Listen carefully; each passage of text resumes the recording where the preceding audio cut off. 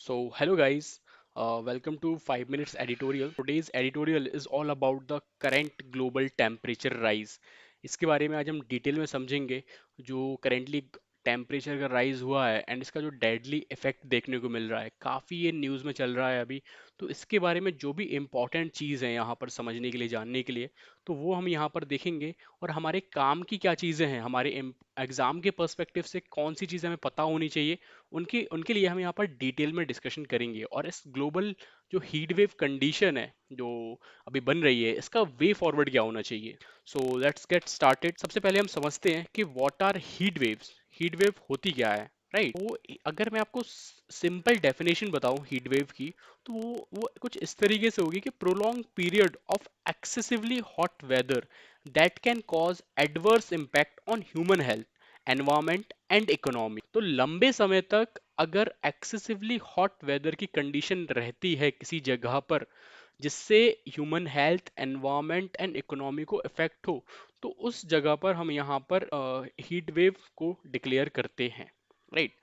So now हम देखते हैं कि यहाँ पर क्राइटेरिया क्या रहने वाला है हीट वेव का, किस क्राइटेरियाज की बेसिस पे हम यहाँ पर डिक्लेयर करते हैं एक रीजन को हीट वेव। सो सबसे पहला जो क्राइटेरिया यहाँ पर like heat wave is considered if maximum temperature of a station reaches at least 40 degree Celsius or more.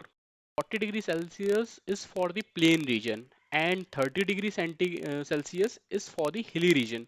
Hilly region पे अगर 30 डिग्री से ज़्यादा ऊपर टेम्परेचर चला जाता है तो वहाँ पर इस कंडीशन को हम डिक्लेयर, क्राइटेरिया को मैच करता है ये। और प्लेन रीजन के लिए हमारा 40 डिग्री सेल्सियस जो है यहाँ पर रहता है। नाउ वी सी यहाँ पर सबसे ज़्यादा जो इम्पोर्टेंट है वो है फैटेलिटी, जिसकी वजह से ये हीट वेव कंडीशन जो है, यहाँ पर फर्टिलिटी बढ़ रही है हीट वेव की वजह से। तो वो क्या चीज़ होती है, राइट। क्या ऐसी कंडीशन बन जाती है जहाँ पर जो फर्टिलिटी रेट है वो बढ़ जाता है। तो fertility means like combination of high temperature and high humidity which is referred as a wet bulb temperature. इसको एक टर्म से डिनोट करते हैं हम जिसको कहते हैं वेट बल्ब टेम्परेचर।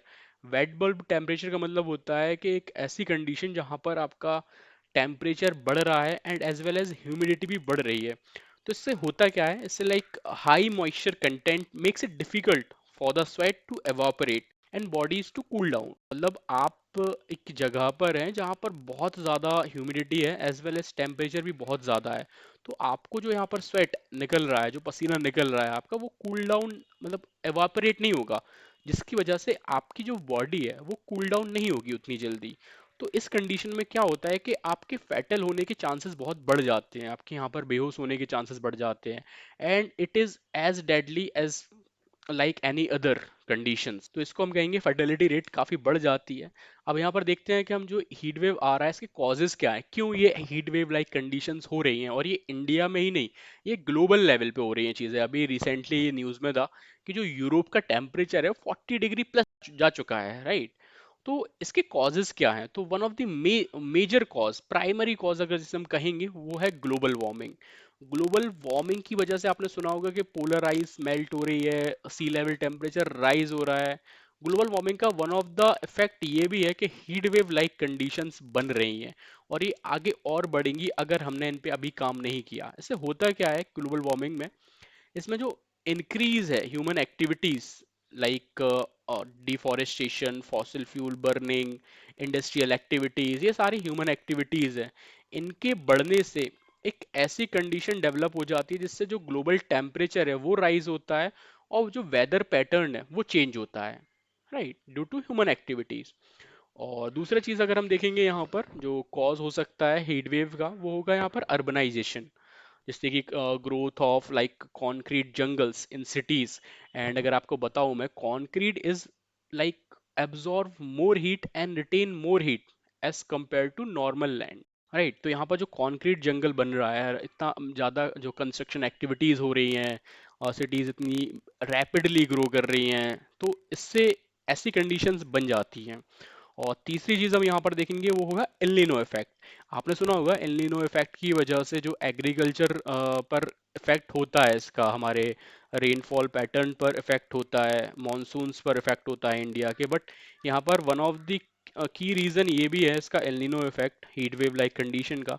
जैसे क्या है कि जो पैसिफिक ओशन होता है उसका जो टेम्परेचर है वो राइज कर जाता है, जिससे क्या है कि एक हॉट रीजन क्रिएट हो जाता है जहाँ से विंड जो फ्लो होती है, सुना होगा कि कोल्ड जगहों से जो है हॉट जगहों पर विंड फ्लो करती है।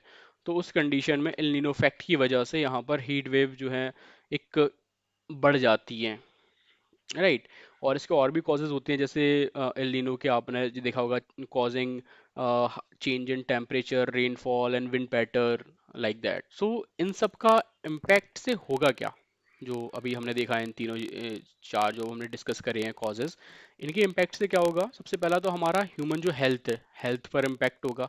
सेकेंडली यहाँ पर जो हमारे वाटर रिसोर्सेज हैं, जैसे कि अभी यहाँ पर स्कैरसिटी ऑफ वाटर बढ़ गई है एंड जो वाटर बॉडीज हैं वो काफ़ी जल्दी ड्राई हो रहे हैं, और and it led to a conflict over water, मतलब पानी के पीछे लड़ाइयाँ हो रही हैं अभी। मतलब मुंबई में तो ऐसी कंडीशंस हैं कि यहाँ पर मतलब एक एक वीक में जो है पानी एक बार जो है उनको मिल रहा है। दिल्ली में ऐसी कंडीशंस बन रही है, जितनी भी मेजर सिटीज़ है वहाँ पर कहीं ना कहीं वाटर की प्रॉब्लम है। एंड अभी आपने न्यूज़ में देखा होगा, कर्नाटका में ऐसी सिचुएशन आ गई थी कि मतलब लोगों को पानी नहीं मिल रहा था पीने के लिए भी। So it will lead to a conflict over water, like. और तो दूसरी चीज़ यहाँ पर इरिगेशन प्रैक्टिसेस जो हैं, और उस पर भी काफ़ी इम्पैक्ट होगा इन पर, इस चीज़ का, हीट वेव्स का।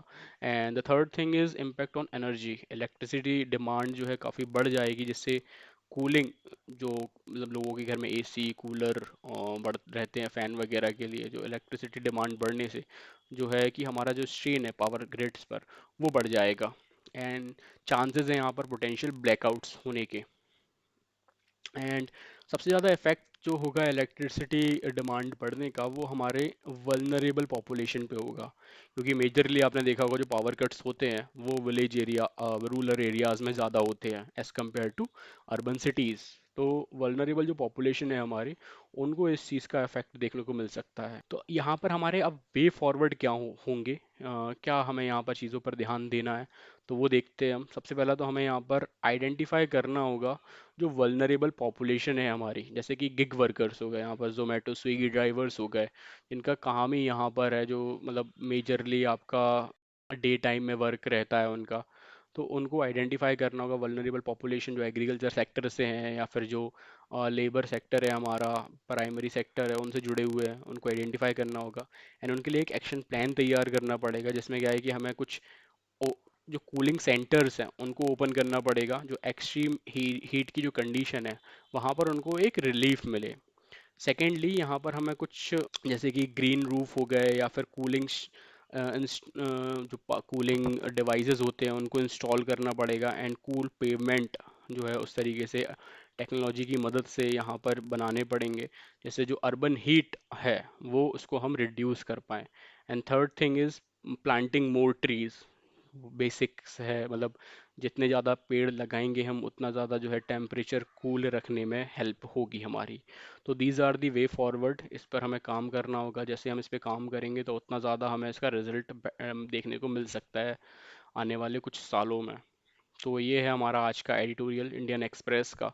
आप मुझे कमेंट करके बताइए कि आपको ये वीडियो कैसा लगा, and please do like and subscribe to this channel.